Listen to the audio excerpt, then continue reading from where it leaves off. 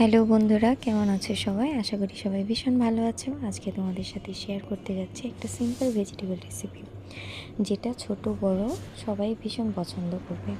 তো চলো রেসিপিতে চলে যাওয়া যাক। প্রথমে আমি কিছু গাজর কুচিয়ে, পেঁয়াজ কুলি আর বাঁধাকপি কুচিয়ে নিয়েছি, আর সাথে নিয়েছি ক্যাপসিকাম, যে মরিচগুলো আছে সেগুলো। এরপর আমি কয়েক রসুন আর কাঁচামরিচ কুচি করে নিয়েছি। আর পরে আমি কড়াইতে তেল গরম করে এতে দুটো ডিম আর লবণ দিয়ে ভালো করে ভেজে নিচ্ছি, যেভাবে নুডলসে দিই ঠিক সেভাবে করে। তো হয়ে গেছে আমার। এরপরে কড়াইতে আবার একটু তেল দিয়ে তাতে একটু রসুন আর পেঁয়াজ কুচি দিয়ে সামান্য একটু ভেজে নিচ্ছি। ভাজা হয়ে গেলে তাতে একে একে সব সবজিগুলো দিয়ে নিচ্ছি। সবজিগুলো দেওয়া হয়ে গেলে তাতে পরিমাণ মতো লবণ দিয়ে হালকা একটু ভাপিয়ে ভাজা করে নেব।